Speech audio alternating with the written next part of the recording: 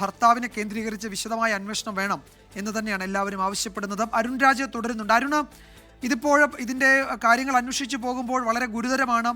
ഗാർഹിക പീഡനത്തിന് പരാതി ഉണ്ടായിരുന്നു, അത് കോടതിക്ക് പുറത്ത് സെറ്റിൽ ചെയ്തു എന്നാണ് ഞാൻ മനസ്സിലാക്കുന്നത്. പഞ്ചായത്ത് അംഗം പറയുന്നത് കേട്ടപ്പോൾ എനിക്ക് അങ്ങനെയാണ് തോന്നുന്നത്. വീണ്ടും അവിടേക്ക് പോയി അതേ സാഹചര്യം തന്നെ, അപ്പോഴും ഞാൻ ആത്മഹത്യ ചെയ്യില്ല, മകൾക്ക് വേണ്ടി ജീവിക്കും എന്ന് പറയുന്നു. അവരുടെ ജന്മദിനമാണ്, പിറന്നാൾ ദിവസമാണ് ഇന്ന്. ആ ദിവസം തന്നെ ഇങ്ങനെ ഒന്നും സംഭവിക്കില്ല എന്ന് നാട്ടുകാരും അല്ലെങ്കിൽ ഈ പറയുന്ന ബന്ധുക്കളും അച്ഛനും അമ്മയും ഒക്കെ പറയുന്നു. അപ്പോൾ ഇത് ഒരു കൊലപാതകം എന്ന നിലയിൽ തന്നെയാണ് നാട്ടിലുള്ള ബന്ധുക്കൾ കരുതുന്നത്. എന്തായിരിക്കും അരുൺ തുടർ നടപടികൾ? എന്തെങ്കിലും വിവരങ്ങൾ അത് സംബന്ധിച്ചുണ്ടോ ഇപ്പോൾ? വിജയകുമാർ, ഏറെ ദുഃഖകരമായ ഒരു വാർത്ത കൂടിയാണ്. കാരണം ഇന്ന് അതുല്യ പുതിയ ജോലിയിൽ പ്രവേശിക്കാൻ ഒരുങ്ങുകയായിരുന്നു. അങ്ങനെ ജീവിതത്തിൽ പുതിയ പ്രതീക്ഷകൾ, അതുപോലെ തന്നെ തന്റെ ജീവിതത്തിലെ ഏറ്റവും പ്രധാനപ്പെട്ട ഒരു ദിവസം, പിറന്നാൾ ദിനം കൂടിയാണ്. ഈ രണ്ട് ദിവസങ്ങളും ഒരുമിച്ച് വരുന്ന ആ ദിവസം തന്നെ ആത്മഹത്യക്ക് തിരഞ്ഞെടുത്തു എന്നതിൽ ബന്ധുക്കൾക്ക് ഇപ്പോഴും ഒരു ഉറപ്പ് വന്നിട്ടില്ല. ബന്ധുക്കൾ അക്കാര്യത്തിൽ ചില ആശങ്കകൾ മുന്നോട്ട് വെക്കുന്നുണ്ട്. എന്തായാലും ദുബായിലെ കെട്ടിട നിർമ്മാണ കമ്പനിയിൽ എഞ്ചിനീയറാണ് ഭർത്താവായ സതീഷ് ശങ്കർ എന്നുള്ളതാണ് ബന്ധുക്കളിൽ നിന്ന് ലഭിക്കുന്ന വിവരം. ഇവരുടെ ഏക മകൾ ആരാധിക ഇപ്പോൾ ഈ അതുല്യയുടെ മാതാപിതാക്കൾക്കൊപ്പം നാട്ടിലെ സ്കൂളിൽ തന്നെയാണ് പഠിക്കുന്നത്. ദുബായിലെ ഈ കൺസ്ട്രക്ഷൻ കമ്പനിയിലെ ജീവനക്കാരനെ സതീഷ് ശങ്കറുമായി വിവാഹം ഉറപ്പിക്കുന്നത് അതുല്യയുടെ 17ാം വയസ്സിലാണ്. 17ാം വയസ്സിൽ എൻഗേജ്മെന്റ് നടത്തുന്നു. 18ാമത്തെ വയസ്സിൽ അതുല്യയുമായി ഈ സതീഷ് ശങ്കറിന്റെ വിവാഹം നടത്തുന്നു എന്നുള്ളതാണ് നമുക്ക് ലഭിക്കുന്ന, ഈ നാട്ടുകാരിൽ നിന്നടക്കം ബന്ധുക്കളിൽ നിന്നടക്കം ലഭിക്കുന്ന വിവരം. തുടർന്ന് ഈ ദാമ്പത്യ ജീവിതത്തിനിടയിൽ ഇടയ്ക്ക് ചില പ്രശ്നങ്ങൾ ഉണ്ടായി. ഈ പ്രശ്നങ്ങളാണ് പിന്നീട് ബന്ധുക്കൾ ഇടപെട്ട് സോൾവ് ചെയ്ത് അത് മുന്നോട്ട് പോവുകയായിരുന്നു.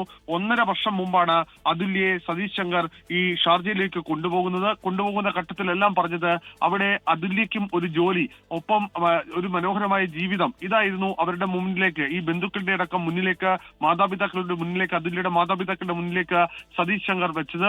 തുടർന്ന് ഈ വിദേശത്തെത്തിയതിന് പിന്നാലെ സതീഷ് ശങ്കറിന്റെ സ്വഭാവം അപ്പാടെ മാറി എന്നുള്ളതാണ് അതുല്യ പിന്നീട് ബന്ധുക്കളോട് പറഞ്ഞത്. പക്ഷേ അതുല്യയ്ക്ക് പിടിച്ചു നിൽക്കേണ്ടത് അനിവാര്യതയായിരുന്നു എന്ന് പലപ്പോഴും തോന്നിയിരുന്നു. അത് ബന്ധുക്കളോടക്കം പറയുമ്പോഴും മകൾക്ക് വേണ്ടി താൻ ഇവിടെ പിടിച്ചു നിൽക്കും, ഭർത്താവിനൊപ്പം തന്നെ നിൽക്കാനാണ് പോകുന്നത് എന്ന് പലപ്പോഴും പറഞ്ഞു. പക്ഷേ അപ്പോഴെല്ലാം ഈ ഭർത്താവ് നടത്തുന്ന ശാരീരികമായ പീഡനം, അത് ശാരീരികമായ വലിയ തോതിലുള്ള അക്രമം, അതിന്റെ എല്ലാം ദൃശ്യങ്ങൾ മാതാവിനും അതുപോലെ തന്നെ ഒരു സഹോദരിക്കും, അത് ബന്ധുവായ ഒരു സഹോദരിക്കും അയച്ചു കൊടുത്തിരുന്നു. ആ ദൃശ്യങ്ങളൊക്കെയാണ് ഇപ്പോൾ പുറത്തു വന്നുകൊണ്ടിരിക്കുന്നത്.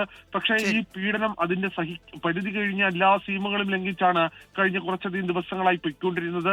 ഒരു സൈക്കോയെ പോലെ അയാൾ പെരുമാറുന്ന ദൃശ്യങ്ങൾ, ആ വിഷ്വലിലെല്ലാം നമുക്കത് മനസ്സിലാകുന്നുണ്ട്. ഒരു സൈക്കോയെ പോലെയാണ് സതീഷ് ശങ്കർ പെരുമാറുന്നത്. അത് എന്ത് സാഹചര്യത്തിലാണ്, എന്തുകൊണ്ടാണ് എന്നൊന്നും വ്യക്തമല്ല. അതുല്യ ജോലിക്ക് പോകുന്നതോട് പോലും അയാൾക്ക്. ശരി അരുൺ, ഏതായാലും അതിന്റെ കൂടുതൽ വിവരങ്ങൾ വരട്ടെ. നാട്ടിലുള്ള കുടുംബാംഗങ്ങൾക്ക്, ബന്ധുക്കൾക്കൊക്കെ വലിയ സംശയമുണ്ട്, പൊതുപ്രവർത്തകർക്കൊക്കെ വലിയ സംശയമുണ്ട്. അതുല്യ ആത്മഹത്യ ചെയ്യില്ല എന്ന് അതുല്യ തന്നെ നാട്ടിലുള്ള ബന്ധുക്കളെ അറിയിച്ചിരുന്നു. മകൾക്ക് വേണ്ടി ജീവിക്കും, എത്ര കഷ്ടപ്പെട്ടിട്ടാണെങ്കിലും എന്ന് അതുല്യ അച്ഛനെയും അമ്മയും ഒക്കെ അറിയിച്ചിരുന്നു. ഇന്ന് അതുല്യയുടെ ജന്മദിനമാണ്, ആ ദിവസമാണ് അവർ മരിച്ചത്. അതൊരു ആത്മഹത്യയല്ല, കൊലപാതകം തന്നെയാണ് എന്നൊരു ആരോപണമാണ് നാട്ടിലുള്ള കുടുംബാംഗങ്ങൾ ഉന്നയിക്കുന്നത്. അതിൽ അന്വേഷണം നടക്കണമെന്നൊക്കെ അവർ ആവശ്യപ്പെടുന്നുണ്ട്. കൂടുതൽ വിവരങ്ങൾ അതിൽ വരാനിരിക്കുന്നതേ ഉള്ളൂ. നമ്മളോട് പ്രതികരിച്ചത് തേവലക്കര പഞ്ചായത്ത് അംഗം ബിന്ദുമോളാണ്.